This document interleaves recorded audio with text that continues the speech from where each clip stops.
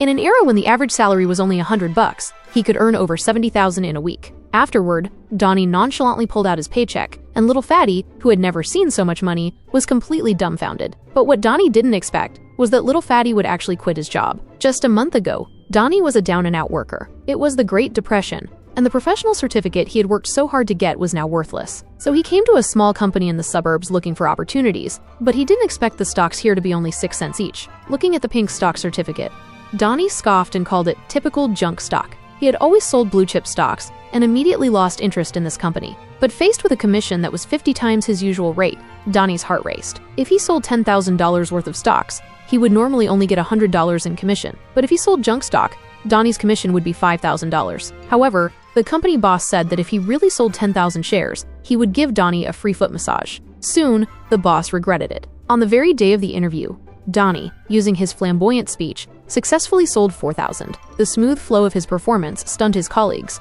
who all stopped what they were doing to watch his boastful display. Even the boss looked at him with new respect, all because Donnie had packaged a billion-dollar farmer's warehouse as a high-tech company about to go public. Just like that, Donnie easily earned $2,000, which was equivalent to an ordinary person's annual income at the time. He had harvested the life savings of the poor in just 1 minute. This is a very profitable industry, where half of the customer's investment becomes the broker's earnings, and Donnie was the best at it. He didn't care if his clients lost everything, he only cared about his own wallet. His bottomless greed allowed him to thrive, and at his peak, he met his first loyal little brother. His name was Hill, a man who had married his cousin and was an outcast from society. Donnie's appearance was like a ray of light in the abyss, giving him hope that he could finally be looked up to. And Hill's appearance completely unleashed the devil within Donnie. He immediately quit his job, rented an abandoned auto repair shop, and planned to go it alone. But he soon discovered the first problem.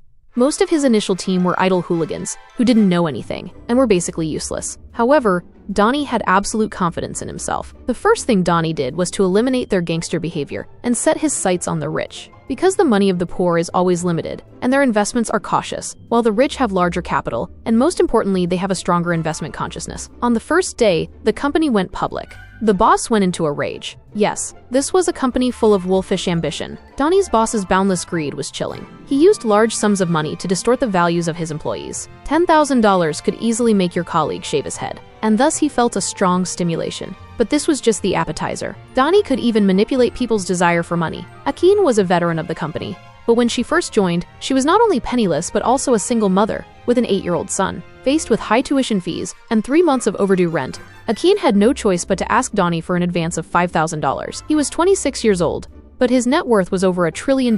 He not only lived in a mansion, drove a luxury car, but also had a private yacht for sea travel, a private plane for air travel, and even had a model wife at home. But even such a successful person had a heart as greedy and evil as a devil, and there was lesson certain to Katadan Fordsoff. Afterwards, Donnie warned his employees that if anyone thought he was too superficial or that materialism was wrong, they could leave the office and find a job at a fast food restaurant, because that's where they belonged. Subsequently, he told his employees to pick up the phone and start dialing, selling worthless junk for exorbitant prices of over $10, with the enormous profits going straight into Donnie's pocket. He didn't care at all about the customer's well-being. Under Donnie's leadership, the employees, who had been idle street hooligans, transformed into white-collar professionals. Their lives underwent a drastic change, and they indulged in extravagant consumption, shocking everyone. Encouraged by Donnie, the overall atmosphere of his company was frenzied and passionate, like a massive wealth paradise. Thanks to a series of extreme operations, Donnie quickly rose to become a rising star on Wall Street. This was a company full of wolfish ambition, where the boss could make a female employee shave her head for just $10,000. Donnie was a complete devil. He used large sums of money to distort his employees' values. In the United States of the 1980s, $10,000 was even an annual income for a working-class family.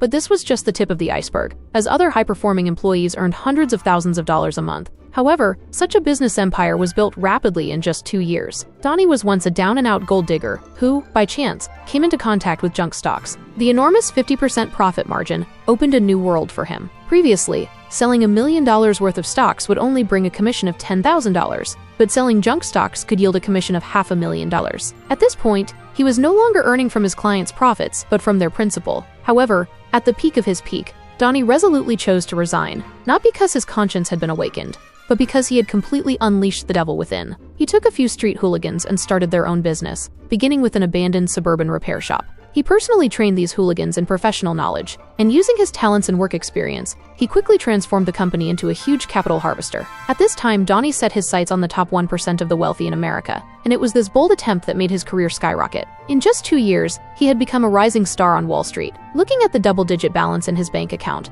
he became even more crazed. He used dollars as a tool, easily destroying the defenses of every employee. Of course, those who came to work here were all idle hooligans, bold, and with a desire for money, which were the standards that Donnie used to hire people. Correspondingly, he would pay his employees generous salaries. This model drove the employees into a frenzy, like a wolf king leading a pack of wolves hunting in the jungle. They were invincible,